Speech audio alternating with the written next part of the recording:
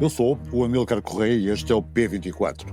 A morte de Charlie Kirk ameaça a liberdade de expressão nos Estados Unidos da América? A decisão apanhou todos de surpresa. Esta quarta-feira, a cadeia de televisão ABC anunciou a suspensão do programa Late Show com Jimmy Kimmel, minutos antes deste começar. Tudo por causa destas declarações do humorista na abertura do programa de segunda-feira.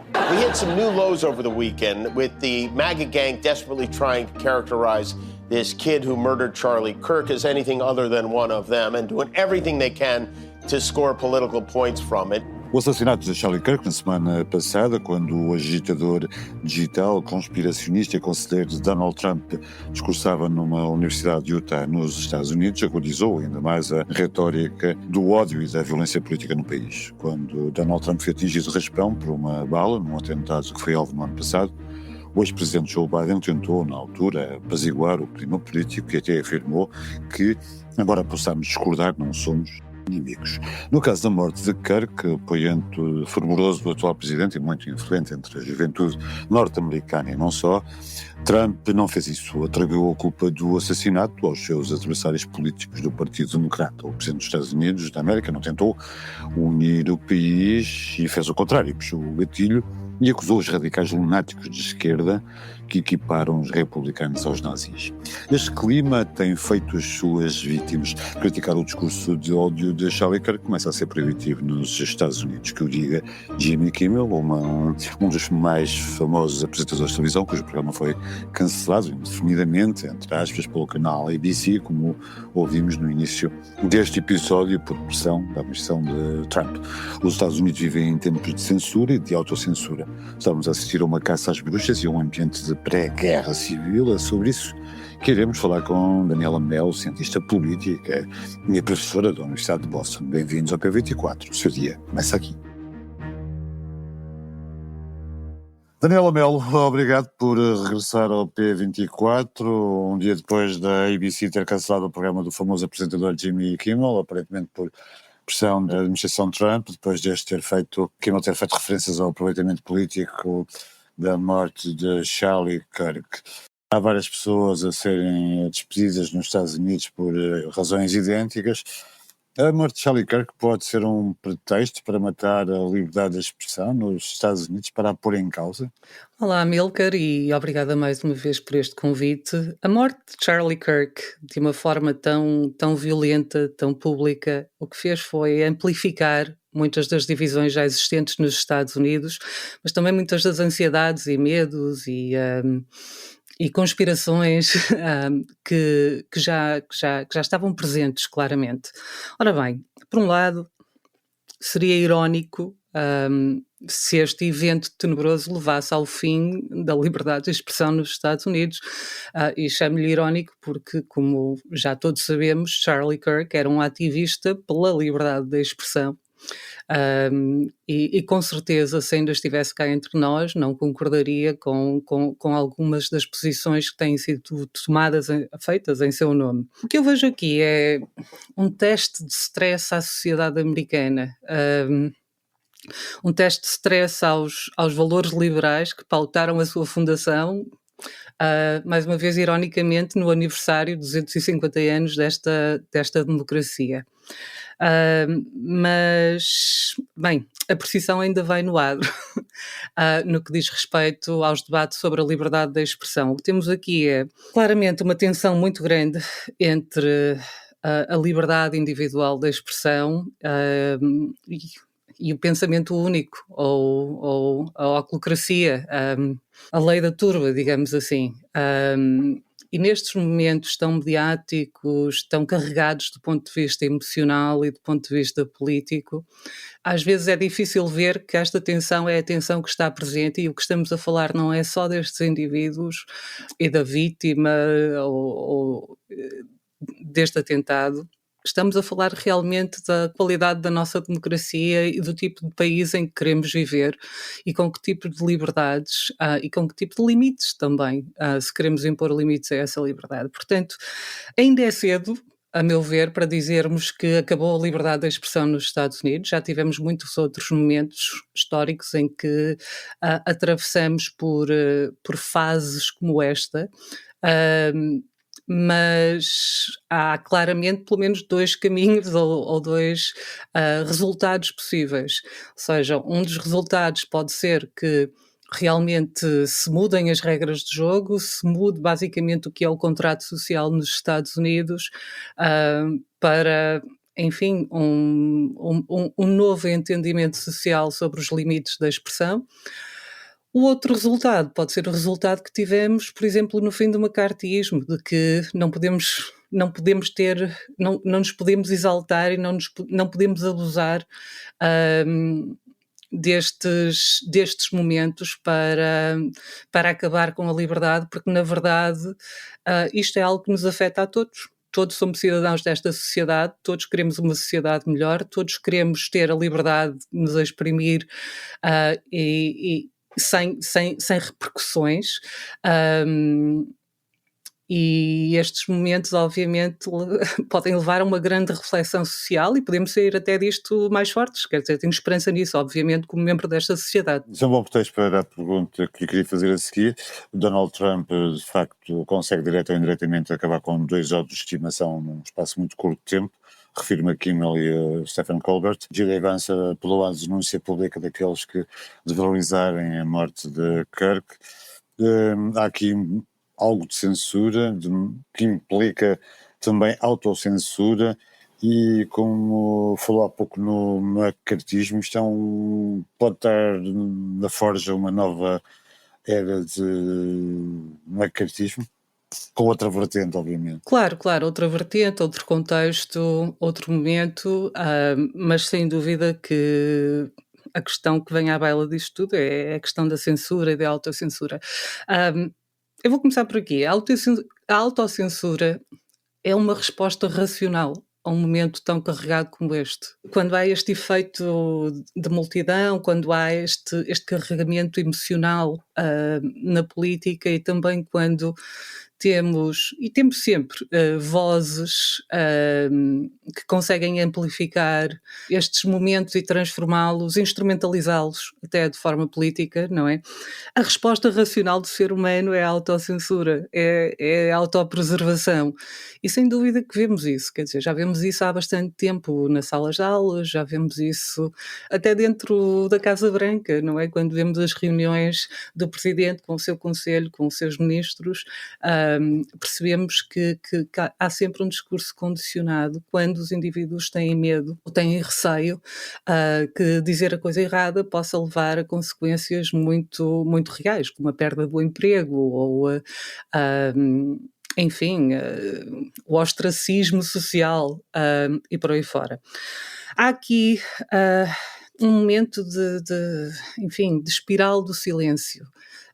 Essa espiral do silêncio, como dizia também na resposta anterior, tanto pode levar a um momento mais autocrático, como também pode ser o rastilho necessário para uma reação, uma mobilização contra este momento. Portanto, ainda é cedo para percebermos como é que a sociedade americana irá começar a reagir, mas se olharmos para outros casos, como no caso do macartismo, essa reação virá.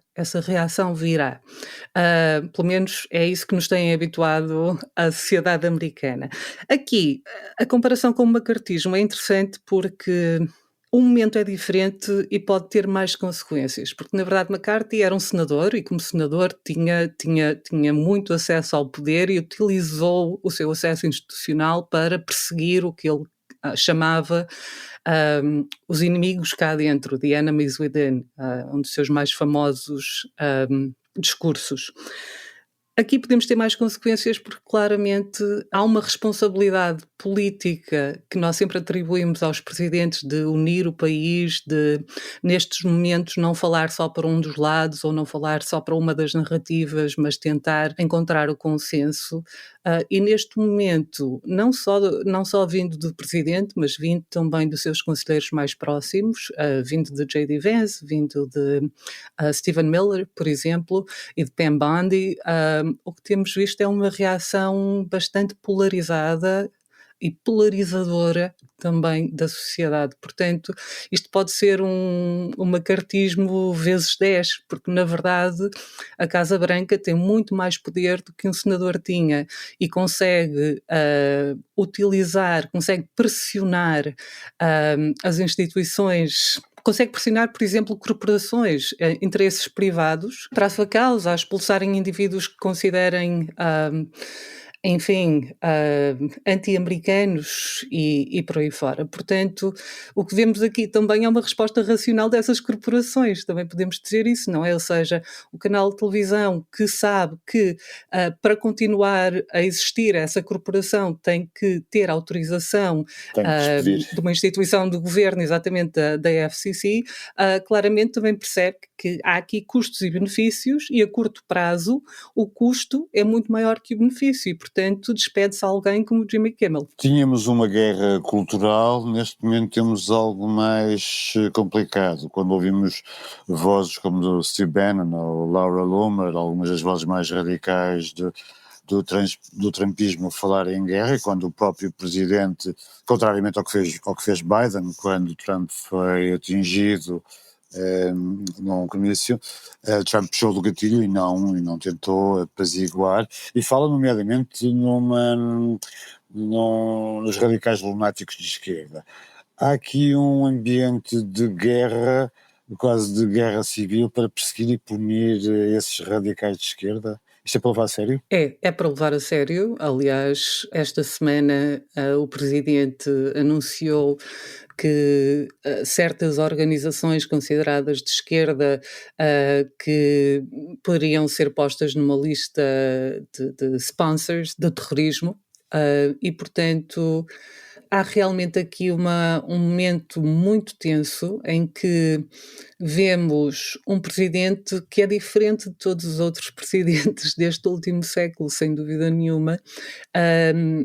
Cavou as trincheiras, não é? E aprofundou-as neste momento, em vez de tentar encontrar algum consenso na sociedade. Eu referi há pouco o discurso do McCarthy, o Enemies from Within, os inimigos cá dentro, e essa também foi uma das frases que Donald Trump adotou na sua campanha. Portanto, isto não é necessariamente surpreendente, que, aliás, eu acho que quem siga Donald Trump e quem tenha seguido o movimento MAGA e a sua evolução em termos deste discurso sobre os culpados de tudo que está a acontecer nos Estados Unidos, não é? De tudo mal que ocorre nos Estados Unidos ser a esquerda.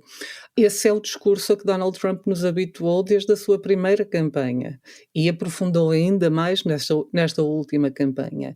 E quando Donald Trump falava dos inimigos cá dentro, ele sempre falou desta noção de que há uma esquerda radical que precisa de ser eliminada da sociedade para que a nossa sociedade se torne mais saudável, mais vibrante, para que possa haver coesão. Ora, há aqui duas mensagens há duas ideias que também chocam, duas tensões muito grandes na sociedade americana, que é isto. Donald Trump adota uma visão da sociedade em que o consenso se produz através do silêncio da oposição, não é? O que contrasta claramente está com aquela visão liberal dos Estados Unidos de que a sociedade americana é mais forte quando se encontra consenso entre as suas diferenças e entre todos estes posicionamentos. E é este o grande debate que todos os dias está a acontecer aqui neste país, ou seja nas redes sociais, seja nas televisões, é o debate sobre essa visão para os Estados Unidos e essa visão sobre como se cria uma sociedade mais consensual. Se perguntarmos a qualquer americano responde que claramente há um problema, a sociedade está doente, a democracia americana está doente, e nós precisamos de fazer algo para a ressuscitar, não é? Para a valorizar. Mas as soluções são radicalmente diferentes de um lado e do outro, e portanto, neste momento há realmente também uma falta de liderança política que tente apelar à união, que tente apelar a esse centro. E não sabemos exatamente que tipo de efeito é que isso terá a longo prazo. É curioso o que disse agora, porque isso faz lembrar o stalinismo, ou até o regime albanês, com a invenção do inimigo interior para justificar uma purga de todos os adversários políticos. Essa é uma retórica do movimento MAGA, que é a retórica de quem se preocupa mais em eliminar os inimigos ideológicos internos do que propriamente com as ameaças externas como a Rússia ou a China. Por outro lado, parece haver também um confronto entre o que é a primeira emenda, a liberdade de expressão, por um lado, e a sua incompatibilidade com aquilo que é classificado à direita como discurso de ódio. Eu diria que para grande parte do movimento MAGA, essas ideias não são contrastantes, aliás, são complementares. Porquê? A ideia de que, a primeira parte da sua pergunta, Amilcar, a ideia de que os Estados Unidos estão enfraquecidos, que são uma democracia enfraquecida e que precisa de ser purgada, mas reconstituída, para poder voltar a ser um superpoder, para poder voltar a ser great again, não é? Para utilizar o slogan da campanha de Donald Trump. Portanto, Donald Trump claramente liga estes dois discursos de poder a nível internacional com a necessidade de fazer uma purga desse inimigo interior, do enemy from within, não é? Ou seja, para criarmos uma América forte, temos que primeiro criar consenso, mas esse consenso não aceita certas ideias e a presença de certas, enfim, do que o movimento chama de esquerda radical. Portanto, isto de uma forma mais simples é dizermos que para o movimento MAGA, para a América voltar a ser o país mais poderoso, mais hegemónico a nível internacional, para que a China e a Rússia ou qualquer outro poder que queira competir a nível internacional, para que possam ser completamente ofuscados pela hegemonia americana, é necessário que a América chegue a um momento de consenso. Mas, obviamente, como eu dizia antes, esse consenso tanto pode ser um consenso que traz ideias diferentes, não é? E que cria uma sociedade pluralista, não é? Ou esse consenso também se pode chegar a ele, obviamente, eliminando a pluralidade de pensamento, não é? Criando uma nova visão de nacionalismo, de nação, de quem nós somos, da adoção, por exemplo, de valores cristãos como sendo parte da nação, que também é uma das bandeiras do movimento MAGA. Portanto, há realmente aqui duas visões, pelo menos, talvez até mais, mas há no mínimo duas visões que são claramente incompatíveis uma com a outra sobre como fortalecer esta sociedade e como levá-la a bom rumo, tanto internamente como externamente. Daniela Melo, agradeço-lhe a sua análise. Obrigado por ter vindo ao P24. Obrigada. Hello, how are you? I'm so happy to see you. Where are you now? Plaza. This is my neighborhood. No one live here or here. Observar o gradual desaparecimento de uma habitante de Gaza através do telemóvel, até que Fátima Assouna, fotógrafa, é atingida com a família por um míssil israelita. Foi isso que fez Speda Farsi, a realizadora de Com a Alma na Mão, Caminho, um filme que estreou esta semana nas salas de cinema e que é o tema principal da capa do suplemento Y de hoje, que pode ler no seu jornal impresso ou no seu jornal digital. Este documentário descreve a brutalidade do que se passa na faixa de Gaza, mas também a extraordinária resistência de quem vive no enclave ocupado por Israel. Saiba mais em público.pt. Obrigado por ouvir o P24. Voltamos segunda-feira. Tenha um bom fim de semana. If you are here, my voice, you will hear the sound of airplanes. Every second you walk on the street, you put your hold on your hands and walk.